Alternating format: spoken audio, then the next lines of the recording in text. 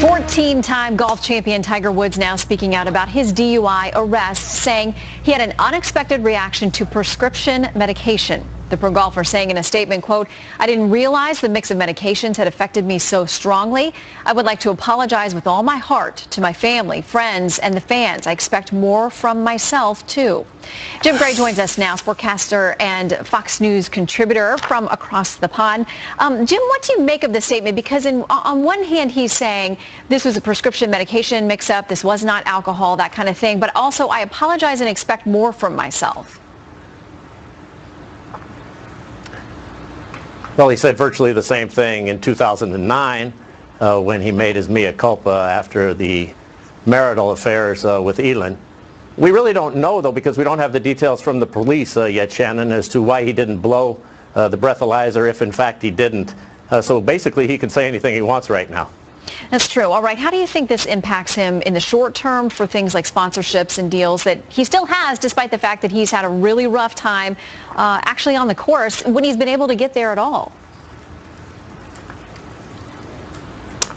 In the short term, I think that everybody will stand by him. I mean, so many of these companies have poured so much money into him, and the ones that stayed after the extramarital affairs will probably stay now. Nike has cut back golf substantially. In fact, they're out of golf virtually now. And the others, you know, I'm sure they'll stand by him now, but would you really want to buy anything that he's selling? This is now the second major scandal.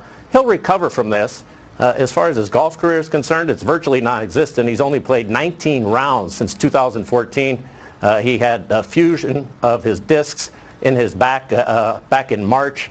He's out for this year. He hasn't won a major championship since 2008. He only played twice this year, once in San Diego and then withdrawing in Dubai. So his golf career, it's virtually non-existent now. For him to be able to come back, he might play in some tournaments, but he's never going to dominate and win again. Not like that. Nobody will. I mean, he did it for 10 or 15 years. It was astounding. Yeah, it was unlike anything we'd seen in that level and for that stretch. I want to ask you, too, about the death of sports writer Frank Deford. I had a chance to meet him with regard to a cause that he was very active in, cystic fibrosis, because his daughter suffered from it.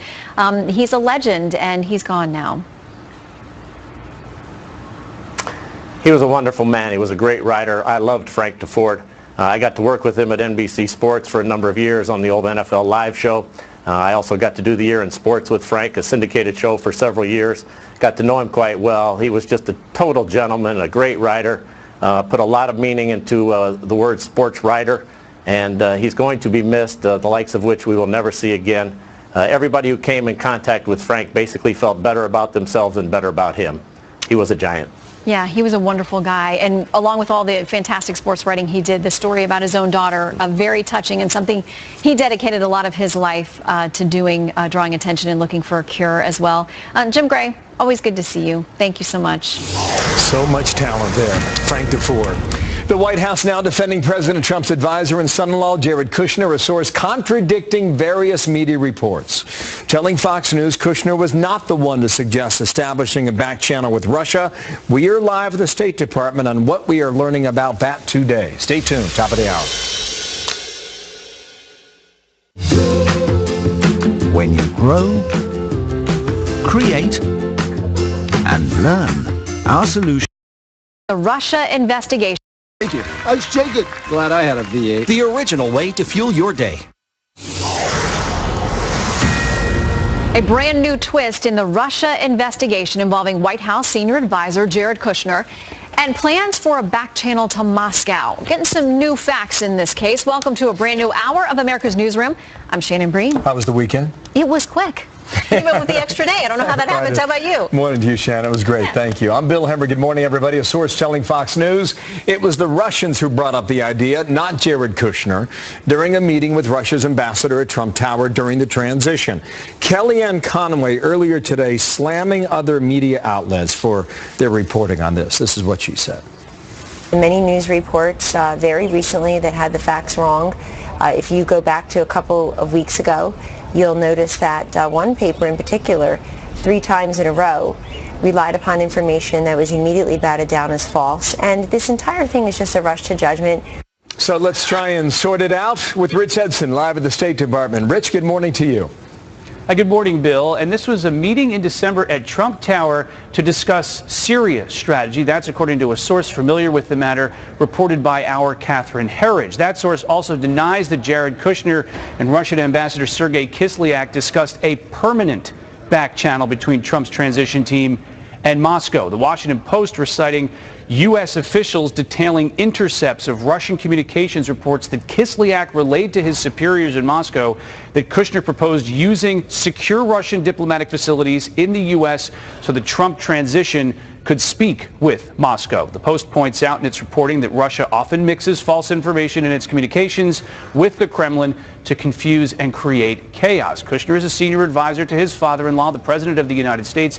And as for Syria discussions, the Trump administration has been speaking with Russian officials to try to figure out a way forward in Syria while the Russian government continues to remain allied to Bashar al-Assad, the regime there, Bill. What is the focus now on Kushner from investigators, Rich? What have you found out? Well, there is now an investigation focused on Kushner and a meeting with a Russian banker. This is Sergei Gorkov. He is close to Russian President Vladimir Putin, runs a financial institution that's currently under sanction by the U.S. government. This is according to the New York Times. The paper also says the White House confirmed these meetings, claiming that Kushner met with a range of different foreign officials on a range of different topics in the transition. The president, by the way, has just commented on all of this, tweeting out this morning, quote, Russian officials must be laughing at the U.S.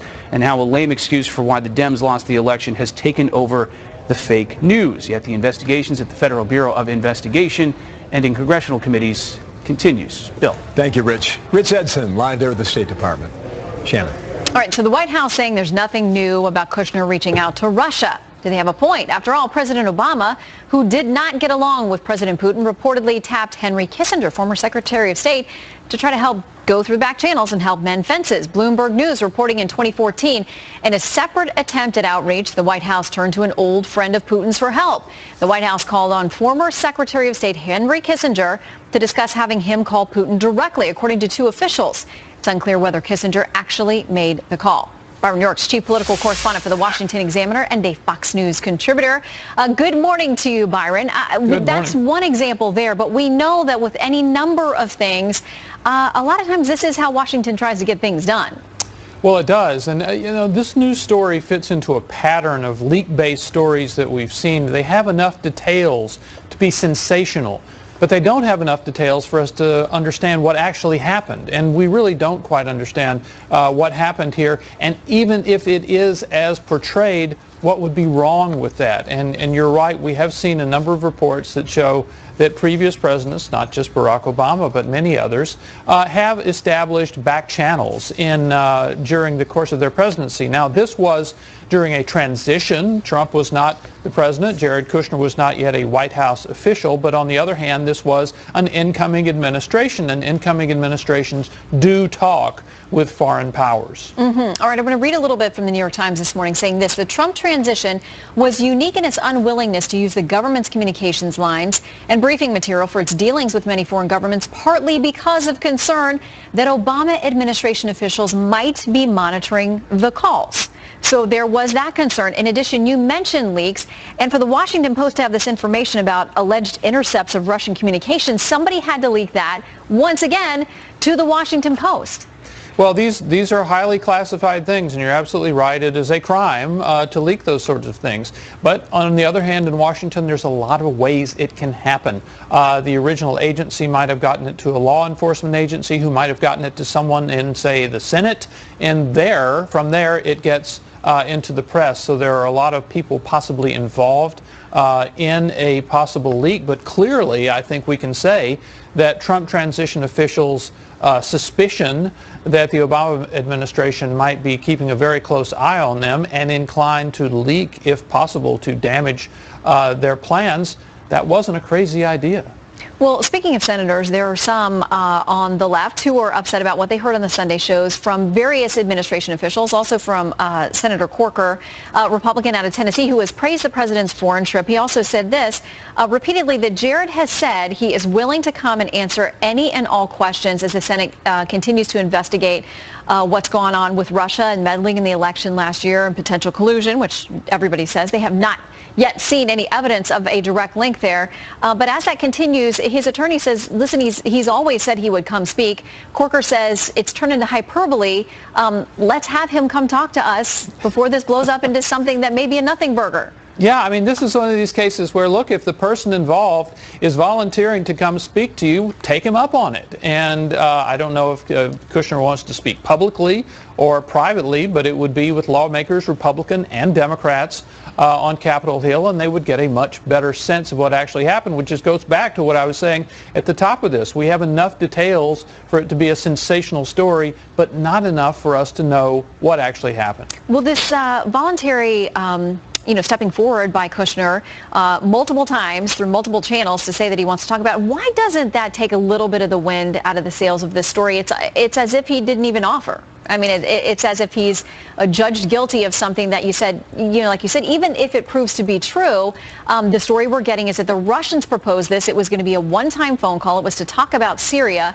It seems like there's a lot that we just still don't know. Well, the reason is that the story is not appearing just by itself in isolation. It fits into a whole bunch of stories.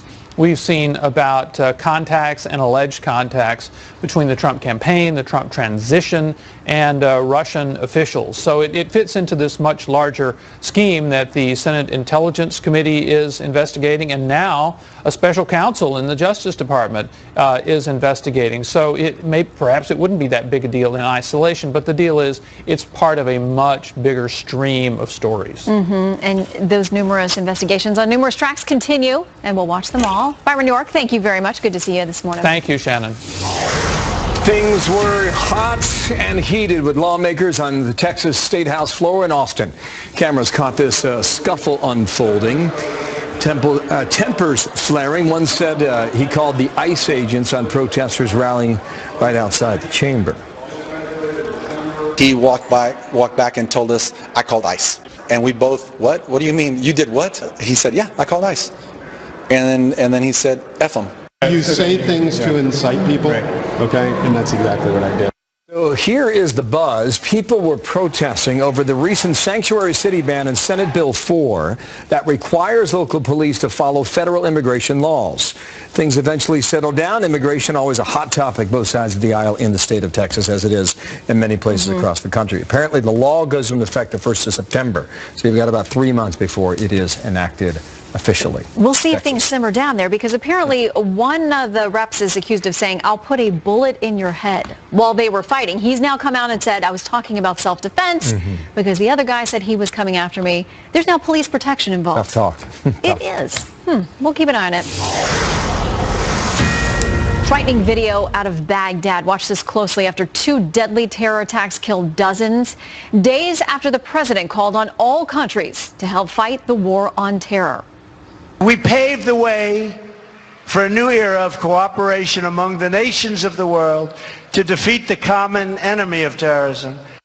Fox News national security analyst Waleed Phares is here. He's going to explain what may have our allies backing away a bit. Also, some breaking news on the fight to toss out Obamacare. President Trump tweeting moments ago a new message to Republican senators. So we'll tell you what he said on that in a moment. Coming up. And the White House parting ways with its communications director. Are there more shakeups on the way? What does it mean for the administration now moving forward? There is a shakeout. It's like a baseball team. You put someone in as shortstop, turns out he might be better at third, might be better to send down to the minor leagues, might be better off the team. Your brain is an amazing thing, but as you get older, it naturally begins to change. Right before the break, we mentioned this new tweet from the president. This could be significant. Here it is. The U.S. Senate, he writes, should switch to 51 votes immediately and get health care and tax cuts approved. Fast and easy. Dems would do it, no doubt. End tweet there. This has to do with getting the legislative agenda through Congress and getting it done quickly. Sean Duffy was on with us last hour. He guarantees that it'll get done, but there's a process through Capitol Hill, and this would be historic. That's right. And I'm not sure that folks on either side of the aisle will be willing to go down that path. Yeah, it would take almost all of them. In light of what Mitch McConnell had said over the weekend about tempering expectations on health care when it comes to a vote in the Senate, they're going to vote on it, but whether or not it gets the votes that you need to pass it is still an open question. So we'll see how this fits into our debate coming up a bit later this hour. 2 car bombs killing at least 31 people, wounding dozens more outside an ice cream shop in downtown Baghdad. ISIS is claiming responsibility for that attack. It comes after President Trump called on all countries to help crush the terrorists. Now, just days after his first overseas trip as president, allied countries are beginning to distance themselves from the U.S. Let's bring in Dr. Waleed Phares, Fox News national security and foreign policy analyst. Good to see you, Doctor. Good to see you. Thank you. First of all, I want to get your reaction to these 2 attacks in Baghdad. ISIS claiming responsibility at this point. It's clear that they're potentially being pushed out of other territories and back into places like Baghdad. Well, there are 2 scenarios, Shannon. One is that the possibility of recruitment within Baghdad Sunni community, so jihadi cells would be dormant and then they would be activated. Or let's remember that ISIS has been evacuated from a large segment of Sunni areas north of Baghdad in the Sunni Triangle, and those jihadists can now travel into Baghdad. The lesson here is that the fall of any of these strongholds of ISIS, including in Mosul, does not mean automatically that ISIS cells won't be able to do this attack or future attacks, and therefore the strategy has to do with post-ISIS, what we need to do with the Iraqis and other members of the international community for post-ISIS era. Yeah, and it's going to take coalitions. We know that. Let's talk a little bit about the president's trip. The first chunk of it in the Middle East was very well received. He got a lot of good reviews, even some praise from the New York Times. But when he ventured into Europe, the criticism really ratcheted back up again. And now that he's left, we're hearing that leaders there, France, Germany, others, say that he doesn't treat them as equals or as allies. He's sort of talking down to people and lecturing them at NATO. And they've had some pretty tough language over the last few days. What do you make about where we stand in the world now with our allies? Well, let's be objective in how to understand this criticism. Part of the criticism that came actually from here, reflecting what was happening there, is part of the opposition. So that's very normal that any move he will do in Europe in particular will be criticized. But beyond that, let's look at the 3 countries where criticism came from.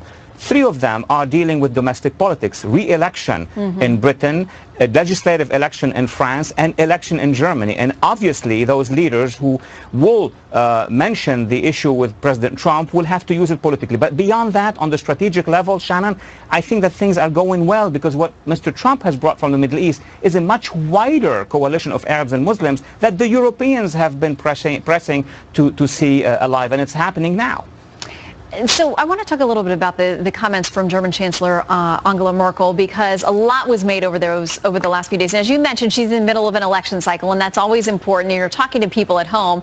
But a lot of what she said there sounds like something we've heard her say before, that Europe has to take the reins of its own destiny, that they cannot rely on others. She said they can't completely rely on others. But she did talk about but we're maintaining our strong friendship with the UK, with the U.S. But yeah, our destiny is in our hands. That doesn't sound like it's anti-Trump. There may be some nuance to it there, but those are things we've heard her say before. Yes, indeed. I mean, there are some disagreements over the narrative with the Trump administration, over NATO in general. Things have changed.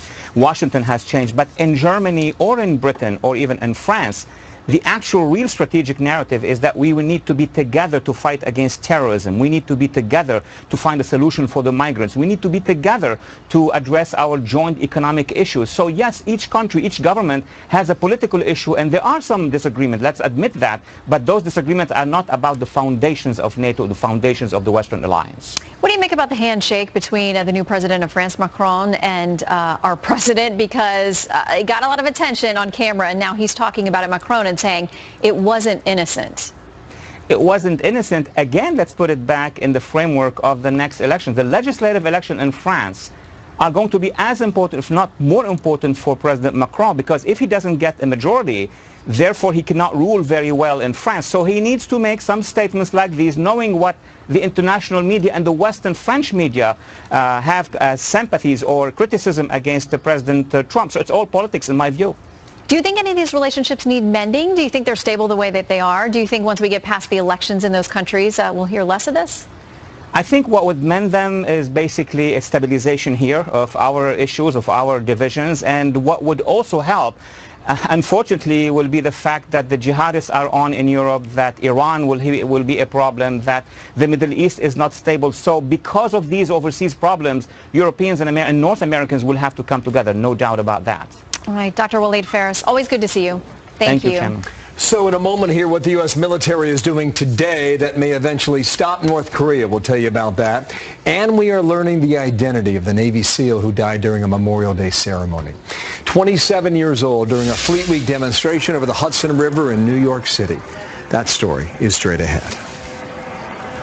You know, this individual came down like a rock. His parachute folded up and he just... Did you know that silver is considered one of the world's most useful commodities, second only to oil? You can't buy an oil field, but you can buy silver, the world's miracle metal, with endless uses in green energy. Need a painter? Use Thumbtack. Time for that plumber? Thumbtack. Just tell Thumbtack what you need and get connected with local professionals ready to help. Compare prices and reviews, then hire the pro that's right for you. It's fast, easy, and always free. Hire skilled professionals for absolutely everything, and we mean everything. So what are you waiting for? Go to thumbtack.com today. The Navy's released the name of the SEAL team member who died Sunday during a Fleet Week demonstration over the Hudson River. 27-year-old Remington Peters died after his parachute failed to open. His family releasing a statement calling Peters a selfless, humble, and quiet professional, known for his fierce loyalty to his friends, family, and country. The accident happened near Liberty State Park in New Jersey, overlooking Manhattan in front of thousands of spectators. We heard a smack against the water, and then we saw a Coast Guard boat come flying at the area, and then a Jersey City police boat, and then we realized that there was someone in the water. Peters' body was immediately recovered. He was pronounced dead at nearby Jersey City Medical Center. Manuel Noriega, a former Panamanian dictator, is dead. That death announced last night, closing a chapter in Panama's history. Doug McElwee has more on that. It was a household name after the U.S. invasion of 1989, Doug. Yeah, it sure was. And what prompted that was one thing: Manuel Noriega's erratic and dangerous behavior. Noriega seized power back in 1983 by sheer force of his personality, promoting himself to general of the armed forces. And during his reign of power, he was the source of valuable intelligence to the U.S., but also of tremendous deceit. He routinely tipped off the U.S. to important details about Central American and Caribbean adversaries such as Cuba, but then played the other side.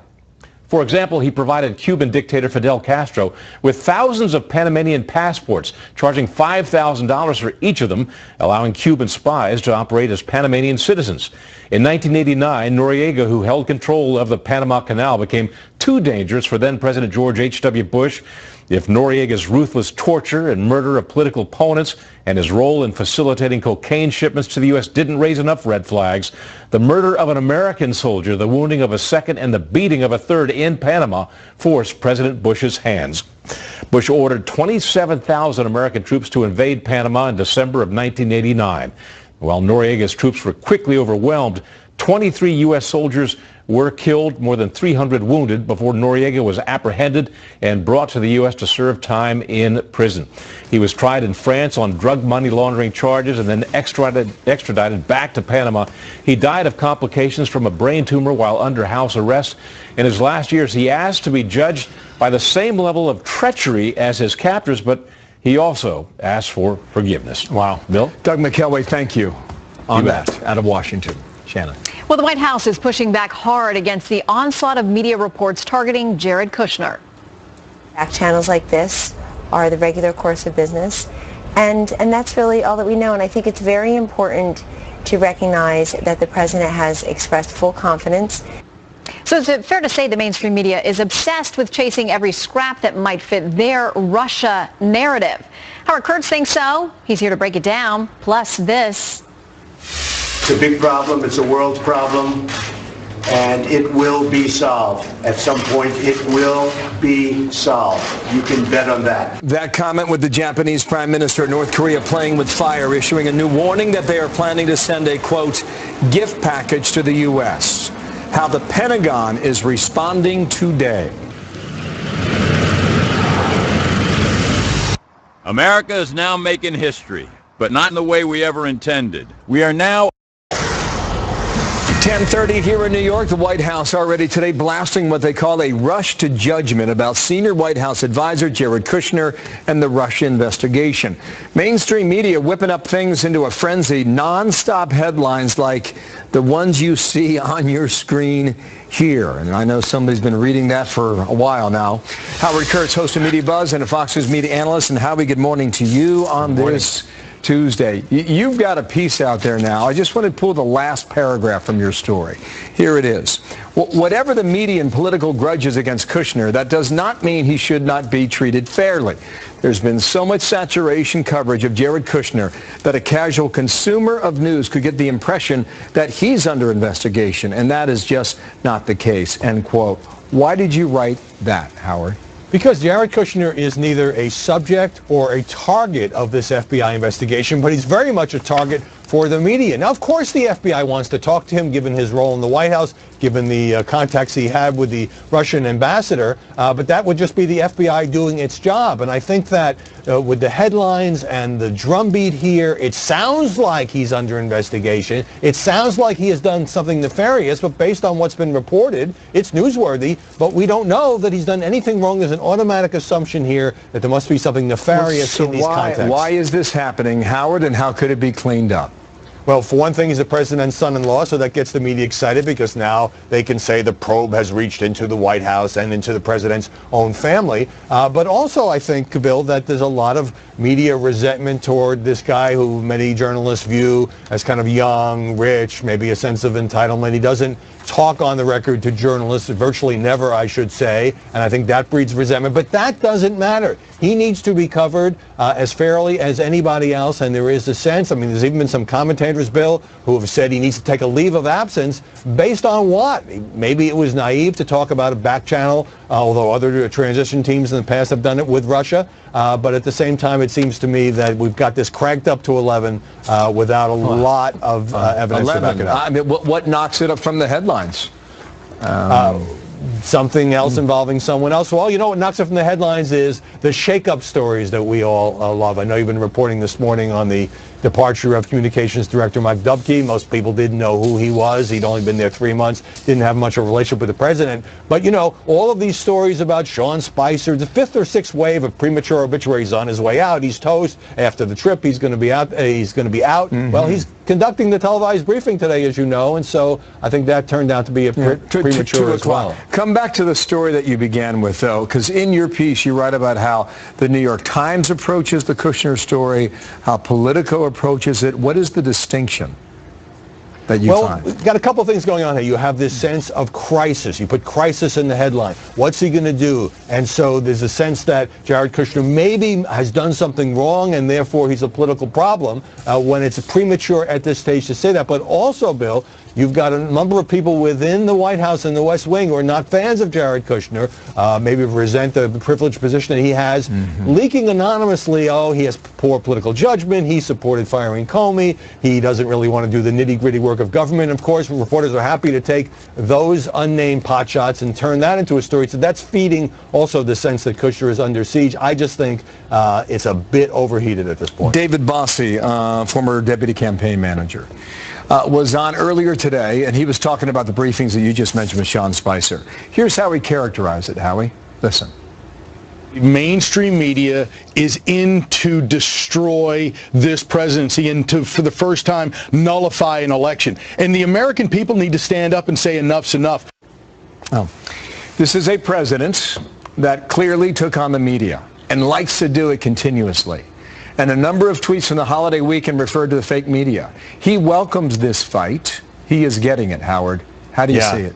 Well, I don't agree with the president's tweet that the sources, the unnamed sources in the Washington Post story about the Kushner and Ambassador Kislyak meetings are made up. And I don't agree that the media are trying to nullify an election. But look, there's no secret during the campaign, during the transition, and in the administration, there's been an extraordinary barrage of negative stories about this president. Sometimes it's deserved, sometimes not. But to me, it's the piling on, it's the high volume, and it's the kind of getting out in front of what we know. Is it news that the FBI wants to talk to Jared Kushner? Sure. Is it a crisis that has to be resolved and maybe he can't stay in the White House? That is going way too far at this stage of the game. Thank you, Howard. Good to have you on today. Howard Kurtz there in Washington, D.C. with analysis. Thanks. Tensions swirling as South Korea and the U.S. conduct new drills over the Korean peninsula. This comes after the latest missile launches by North Korea over the weekend. The president then tweeting this, quote, North Korea has shown great disrespect for their neighbor China by shooting off yet another ballistic missile. But China is trying hard. Lucas Tomlinson, live at the Pentagon. All right, Lucas, what can you tell us more about this American bomber flight in that region? Well, good morning, Shannon. U.S. officials tell me B-1 bombers have been routinely flying in the region since arriving in Guam in February. Now, on Monday, not one, but two B-1 bombers launched from Andersen Air Force Base in Guam, flying nearly 2,000 miles to South Korea, where they were joined by jets from Japan and South Korea, a mission intended to send a message to North Korea, following 3 ballistic missile tests in the past 3 weekends, going back to Mother's Day. The B-1 is a supersonic long-range bomber which carries the largest conventional payload of bombs in the Air Force inventory. It was designed to fly low and fast into Soviet airspace during the Cold War to drop nuclear weapons, but today the B-1 is not capable of carrying nukes. And Shannon, U.S. officials also tell me en route to South Korea, those 2 B-1 bombers were contacted over the radio by the Chinese military, but they continued on their mission. All right, so Lucas, what is the reaction from North Korea?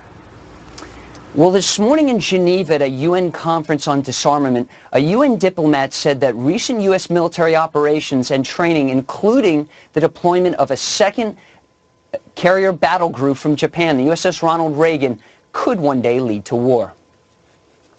The unjustifiable behavior of the United States only result in further pushing the DPRK to redouble its efforts to diversify and modernize its nuclear deterrence.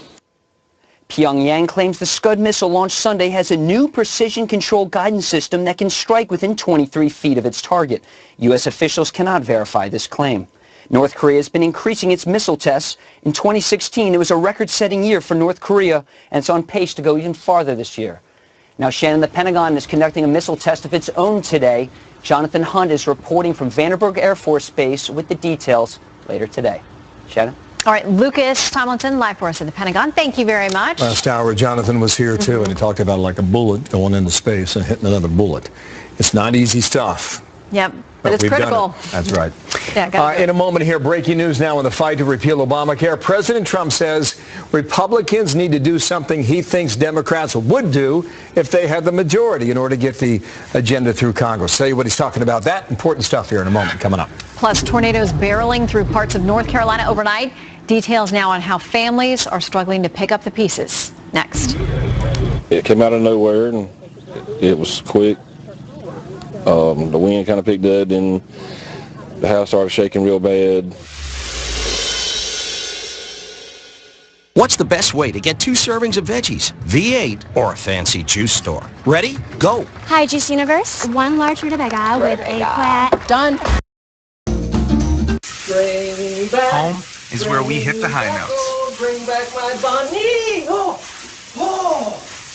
Especially when the hot water goes out. Trust Angie's List to help. Oh, that's cool. Visit angieslist.com today. Several tornadoes ripping through parts of North Carolina overnight. Here's some of the damage left behind. Powerful storms knocking down trees and damaging multiple buildings and blowing over a few mobile homes. This man saw a bit of that. It came up quick, so she just held on to the sink there in her kitchen, and she's lucky to be alive. I was across the street when it flipped over, all debris and everything actually went through my house. So I have a few holes in my walls and a lot of damage. He's lucky. At least 14 injured in rural parts of Sampson County, which is east of Fayetteville, southeastern corner of the state of North Carolina. Moments ago, President Trump taking to Twitter, calling out the Senate. The U.S. Senate should switch to 51 votes immediately and get health care and tax cuts approved fast and easy. Dems would do it, no doubt. Well, let's bring in our panel to discuss. From the Washington Examiner, Fox News contributor Lisa Booth, and Emily Tish Sussman, campaign director at the Center for American Progress Action Fund. Good to see you both. Hi, Good Shannon. morning, Shannon. Okay, so just a couple of weeks ago when this came up, both the Senate Majority Leader Mitch McConnell, the Senate Minority Leader Chuck Schumer said not going to happen. But Lisa, what does it say to you that if the president thinks the only way to get this done is to change the rules of the game in a way that there's bipartisan agreement, is just not going to be done? Right, and I don't think Republicans would get on board with changing the rules of the Senate, to get rid of the filibuster in regard to legislation. But I do think that's sort of where the Senate is heading. There isn't a lot of bipartisanship anymore. We saw that with Neil Gorsuch, sort of the perfect Supreme Court nominee. And I think you only saw 3 Democrat senators get on board to confirm him. So bipartisanship is dead. But I also think the Republican Party is having trouble governing, more largely speaking, because they can get health care and tax reform done through the reconciliation process on a party line vote. And they're having a difficult time doing that with health care. So I'm not sure, even in changing the rules of the Senate, you still have the problem of getting enough moderates and getting enough conservatives on board to get it done and push it through both the House and the Senate. Yeah, getting to 51 is getting to 51. All right, Emily, exactly. The president said here Democrats would do it, no doubt. Now, we know that when we hear them talk about it now, both sides publicly say, no way, we're not going to blow up the Senate like this. But we know they've changed things. Both parties have now with regard to judges. So what is your thought? Is that a fair accusation by the president to say, listen, if Democrats were in the same position, they just ram it through? There's no question that we're in a new era. Everything's different. And I think that it's not a big surprise here that we see that as Trump is having trouble delivering on his number one biggest promise, which was repealing Obamacare, they can't do it through the normal rules because the substance is wrong. The better bill that the House passed still drops 23 million people, leaves them uninsured. That was the better bill, the second bill that they tried to bring up for a vote and did eventually do. So if the substance was there, if people actually wanted this, Lisa's right. Republicans absolutely have the votes right now to do it, to pass it through the Senate if they wanted it. The problem is that senators are hearing from constituents who are outraged in deep red states. They know they are really going to suffer under the repeal of Obamacare. Look, the Senate's in recess right now. Not a single Republican senator is holding a town hall because they don't want to hear from their constituents. That's really the problem. The substance is not there. To be fair, Lisa, a lot of them have held these. I mean, we've seen them, and they have gotten really heated. They've gotten an earful. And there are people who, they're worried that they can't pay their current premiums, and having coverage is not the same thing as actually getting treatment. So there are those who, do have some hope that this new bill is going to offer something different. So we know that there's going to be plenty of disagreement about that. In the meantime, some interesting pieces this weekend on where the Democrats are going, because there's a lot being made about Republicans not being able to coalesce, but kind of who's leading the party. I mean, President Obama is still out there on the international stage. We now have Hillary Clinton back out there, also rankling feathers and speaking about things. But, there were a lot of people who thought that Senators Sanders and Warren would be leading the party. A lot of the candidates that Sanders has backed have not gotten anywhere. They've actually gotten beaten. And now we have former Vice President Joe Biden out speaking this weekend about how he thinks Democrats still aren't getting it either. He says because of the negative campaign that President Donald Trump ran, how much do we hear about that guy making $50,000 on an assembly line and the woman, his wife, making $28,000 as a hostess? They have $78,000, 2 kids living in a metropolitan area. They can hardly make it. When was the last time that you heard us talk about those people? Lisa.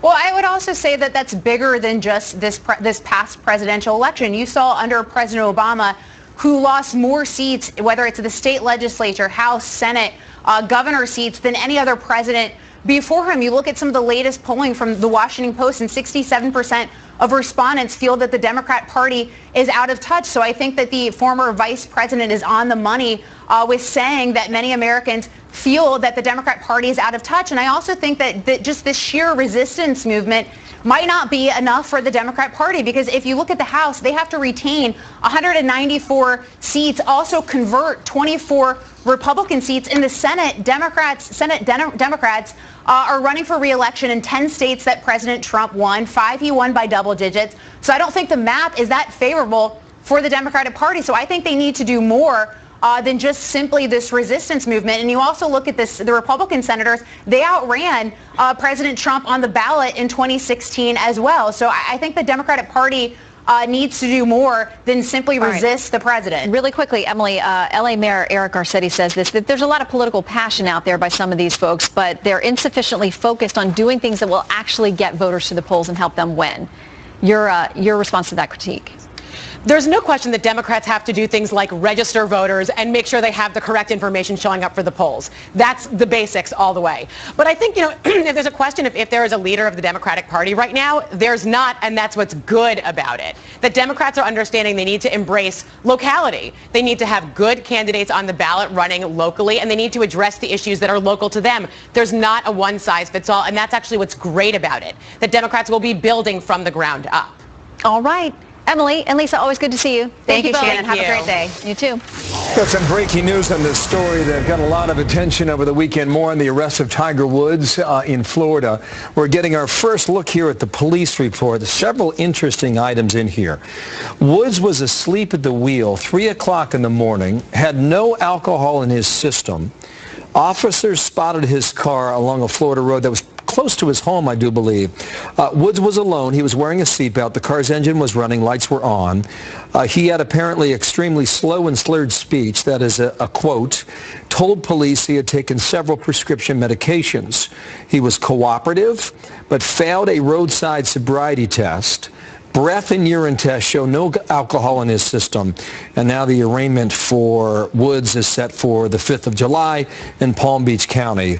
So 3 a.m., he was near his home. And keep in mind the injuries he's had over the past several years. I think it's 4 back operations, which would explain some of the medication. But story's changing a little bit based on this police report and some of the stuff that was out there yesterday. So we're waiting for more from police in Florida. Yeah, and he was adamant there would be no alcohol. Looks like the test proved that. His last back surgery, April 20th. So your memory's better. Some of these medications sounds like they would be connected. He makes his home in Florida, as we know, in Palm Beach County. He has what appears to be a very popular restaurant that he's opened up down there as well. But by himself at 3 a.m., police spot the car. The blinker, I believe, was on, and that's what drew their attention to him. So we're just starting to get a little more of this out of Florida right now. Much more to come. And also, much more to come on Happening Now. Jenna Lee is here to give us a preview. Hello, Jenna. Hi there, Shannon. We'll continue your coverage of the latest news, but we have a story you won't see anywhere else. 5 years ago,